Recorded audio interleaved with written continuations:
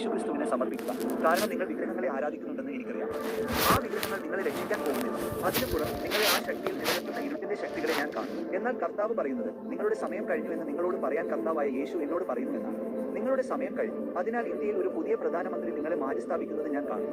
അതിനാൽ ഇന്ത്യയിലെ നിങ്ങളിൽ നിന്നുള്ളവരെ ഇന്ത്യക്ക് വേണ്ടി പ്രാർത്ഥിക്കുന്നത് തുടരുക. കാരണം ഒരു പുതിയ പ്രധാനമന്ത്രി വരുന്നതായി ഞാൻ കാണും. ഇന്ന് 2026 ജൂലൈ 8, 2026 ജൂലൈ 8. ഈ പ്രവചന സന്ദേശം നരേന്ദ്രമോദിയുടേതാണ്. നരേന്ദ്രമോദിയുടെ പതനം ഞാൻ കാണും.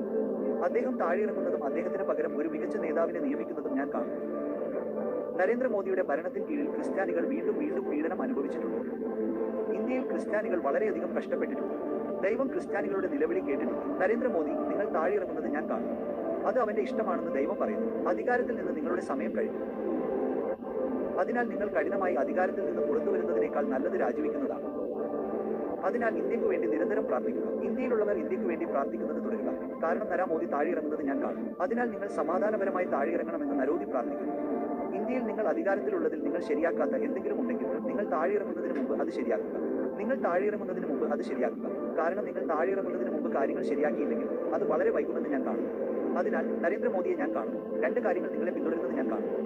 ഞാൻ രോഗവും അധികാരത്തിൽ നിന്ന് പുറത്താക്കലും കാണും. ഇന്ത്യയിൽ ഒരു പുതിയ നേതാവിനെ, ഒരു പുതിയ പ്രധാനമന്ത്രിയെ ഞാൻ കാണും.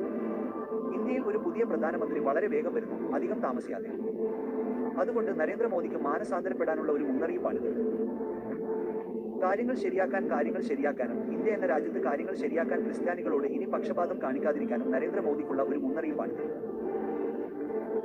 അതിനാൽ നരേന്ദ്രമോദിക്ക് വേണ്ടി പ്രാർത്ഥിക്കുക. കാരണം അദ്ദേഹം അധികാരത്തിൽ നിന്ന് താഴെയിറങ്ങുന്നത് ഞാൻ കണ്ടു. അദ്ദേഹം അധികാരത്തിൽ നിന്ന് പുറത്താക്കപ്പെട്ടത് ഞാൻ കണ്ടു. പ്രധാനമന്ത്രി കസേര ഞാൻ കണ്ടു. അത് ശൂന്യമായിരുന്നു.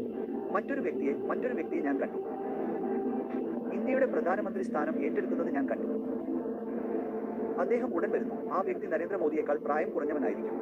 ദൈവം യേശുവിന്റെ നാമത്തിൽ ഇന്ത്യ രാഷ്ട്രത്തെ അനുഗ്രഹിക്കട്ടെ.